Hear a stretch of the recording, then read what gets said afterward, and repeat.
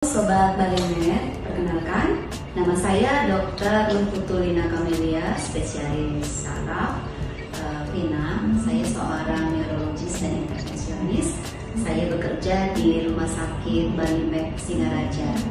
Jadi pada kesempatan ini saya akan memberikan sekelumit mengenai apa itu penyakit stroke.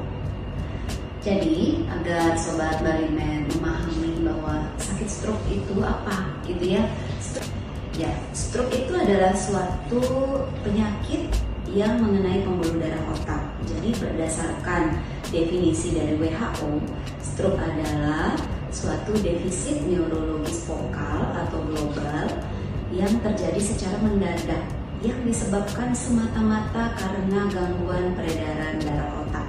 Jadi di sini ada beberapa poin yang perlu digarisbawahi bahwa stroke itu terjadi di pembuluh darah otak, kejadiannya berupa kejadian yang mendadak atau tiba-tiba dan tidak ada penyebab lain selain penyebab dari pembuluh darah itu sendiri.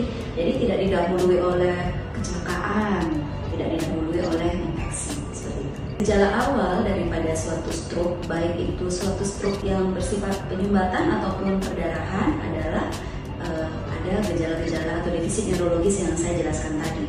Yang paling umum adalah yang paling harus masyarakat pahami, ada beberapa gejala yang sangat sering diakibatkan karena stroke, misalnya lemah separuh tubuh, kemudian bicara pelo, kemudian bibir mencong. Ya. Hal-hal seperti ini harus biasa diamati oleh masyarakat dan kejadiannya itu mendadak. Artinya terjadi secara tiba-tiba, misalnya dialami pada saat masyarakat baru bangun tidur atau pada saat beraktivitas tiba-tiba tanpa ada sesuatu yang mendahului, tiba-tiba terjadi gejala-gejala yang saya sebutkan tadi. Di samping itu ada juga gejala-gejala yang bersifat tidak biasa atau atipikal, misalnya vertigo. Vertigo itu pusing, tapi yang dirasakan oleh penderita stroke bukan pusing yang berputar, akan tetapi mungkin pusing yang sempoyongan, rasa tidak seimbang, kemudian ada juga keluhan-keluhan penglihatan ganda seperti itu. Mengenai risiko stroke, jadi ada beberapa hal yang harus diperhatikan ya. Faktor risiko stroke yang paling sering adalah hipertensi, yang kedua diabetes mellitus, kemudian penyakit jantung, kemudian ada juga dislipidemia atau kolesterol ya, masyarakat menyebutnya seperti itu. Jadi apa yang harus dilakukan? Yang dilakukan adalah melaksanakan penata laksanaan terhadap lifestyle. Dalam hal ini pola makan, pola tidur, ya, berolahraga atau bergerak seperti itu. Mengenai hubungan antara pola makan dengan stroke tentunya sangat erat kaitannya ya. Artinya begini, seperti yang kita lihat tadi bahwa hubungan yang erat antara faktor risiko stroke, misalnya hipertensi, DM itu kan memang terbentuk dari suatu lifestyle atau pola makan yang tidak benar. Jadi misalnya dari pola makan yang terbiasa makan yang tinggi kalori, tinggi gula, kemudian gorengan-gorengan yang menyebabkan banyaknya lemak trans yang berada dalam tubuh.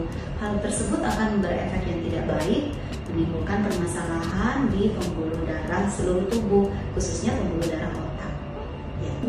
Ya, apabila ada masyarakat yang terkena stroke, pasien tersebut misalnya mengalami kecacatan mendadak, ya, kelemahan di separuh tubuh mendadak atau bicara pelo mendadak, bibir mencong mendadak, maka masyarakat akan datang langsung ke IGD. Dalam hal ini IGD Rumah Sakit Balimed siap untuk menlaksanakan hal tersebut. Jadi begitu datang, usahakan di bawah 4,5 jam, itu adalah golden periodnya suatu stroke ya.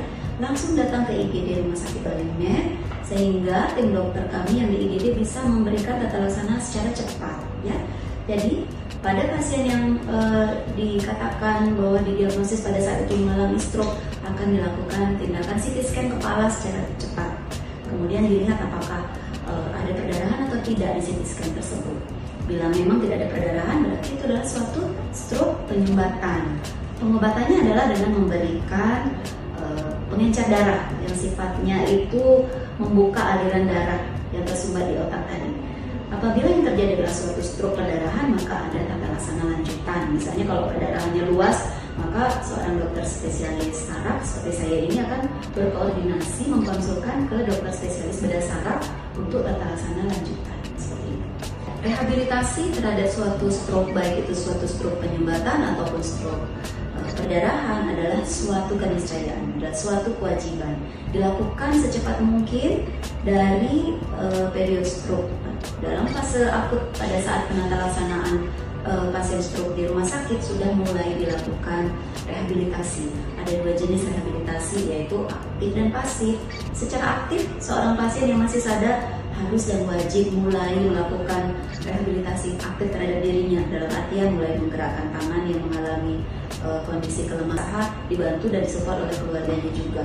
Rehabilitasi juga dilakukan oleh tim rehabilitasi medik atau fisioterapi, yang masyarakat lebih tahu ya, fisioterapi itu dilakukan secepat mungkin pada saat rawat inap sudah mulai dilakukan, kemudian saat pasien dipulangkan, pasien akan di-encourage dan dilakukan pemberian edukasi terhadap bagaimana melakukan rehabilitasi di rumah. Sekian informasi ini saya sampaikan, semoga bermanfaat bagi masyarakat yang ingin berkonsultasi ataupun melaksanakan pengobatan seperti itu di Rumah Sakit Bali Med dan berkenan berkunjung ke Poliklinik Saraf ya. Untuk jadwal praktek saya berpraktek di hari Selasa. Salam sehat bersama Bali Med.